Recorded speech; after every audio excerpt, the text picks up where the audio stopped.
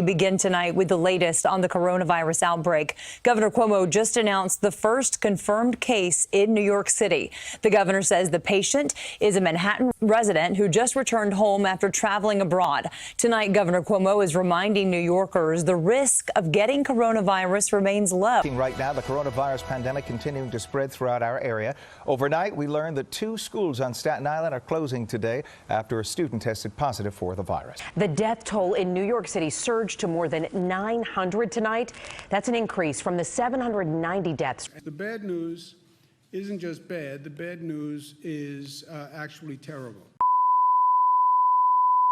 My name is Teresa Jones. I am currently 20 years old. Trump declaring today a state of emergency has affected me a lot, actually, because I went to Target to get like a couple groceries that I was missing, and lines were out the door.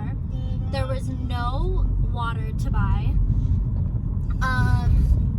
and shelves, like no Purell, nothing like that. Like, I wasn't going there for that, but still, like, people are panicking. So I had my first online class yesterday, and it was really crazy, like all the questions that we had to ask, because we were never really put into online classes until now, and now all of a sudden we have to learn a new program. And older people in my class, like, they didn't know what was going on. They had their mics on, talking over each other. It was kind of crazy. So day one of the coronavirus crisis.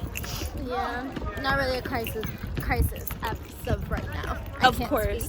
We're just at the park because it's a beautiful day and school's out. So that's what we might as well do.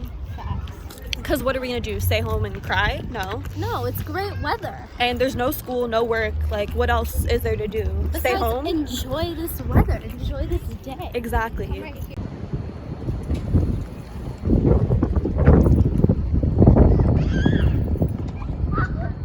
Okay, so my true opinions on this, it's really hard to decipher what's real and what's not.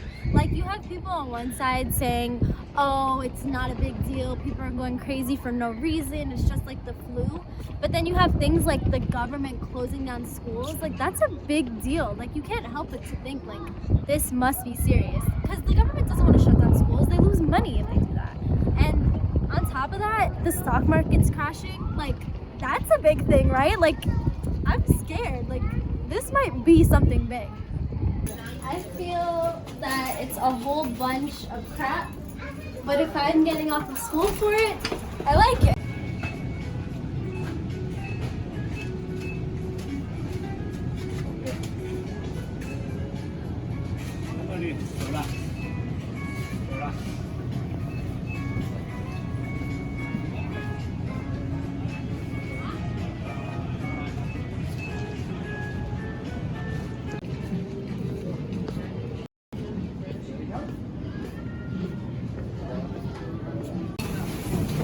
Just grab whatever you have.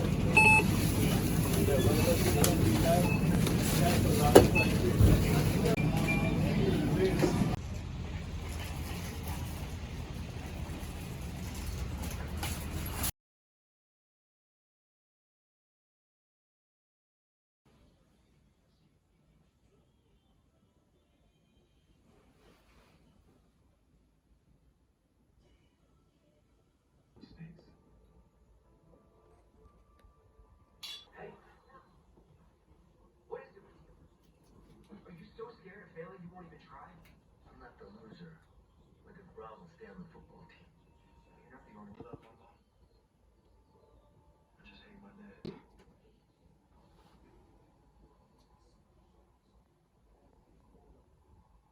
It's changed a lot since we've seen each other a month ago.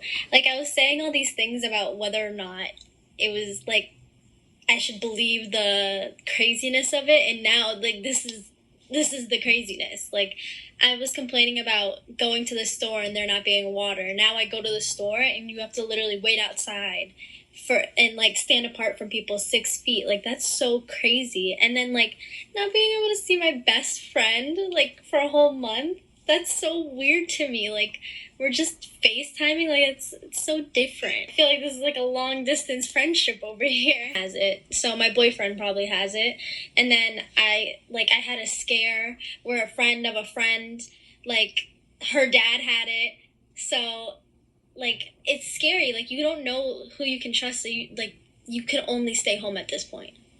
Yeah, it's really crazy that things have changed so much where we can't leave our own homes. We can't go out and get food. Like, I've been cooking every single day, which is probably better that way. But just being able to have the freedom to just go out and get, like, chicken nuggets if I wanted to. I can't even do that. It's so weird. I, to be honest, hate social media right now because you don't know what to believe. You see 10 different stories on Instagram about this coronavirus, this coronavirus, this, that. And you don't know what to believe. And then you look it up and half the stuff you see on Instagram or something isn't true. Like, it's so frustrating. And then you see people reposting, and then it becomes bigger. Like, I'm not saying coronavirus isn't big, because it definitely is, but there's just so many false statements coming out. Like, you don't know what to believe. Again, like I said a month ago, you don't know what to believe. It's really, social media's placed in the mix of this whole virus. It's really a slippery slope with that one, because sometimes they do spread positive messages. And most people get their information from social media. But other times, they really do misinform, and they really aren't taking the whole situation that seriously. And it's just kind of like, I don't know. It really matters what you follow, I guess. I think when you're going through your life, because like social media is so incorporated, especially in my generation, like in our day-to-day lives, like, and you feel like when you're doing something new, or like when something new happens, like you update, social media about it. But I feel like because everyone is in kind of like this disarray, it's changed the way how people are interacting with social media. I feel like people are being a lot more carefree. I think, but at the same time, I think it's a double-edged sword. So I think people are being more aggressive with their opinions because, maybe they never had the time, or like people don't have the patience and the time to like write all that out. But like, people are, I think it's good and bad, like relatively. So the World Health Organization developed the word infodemic, and basically it combines information and pandemic. And the idea is that there's such an overabundance of information available that people can't really discern, is it right, is it true, is it reliable? And all that information is really making it hard for people to figure out what's actually going on and what is something that they should do to protect themselves. I am frustrated with the lack of information that we have about what's going on, because it seems like everything's uncertain. I don't know when I'm going to go back to work. Initially, I was an essential worker, so they were open, I don't know how, but under the essential business guidelines.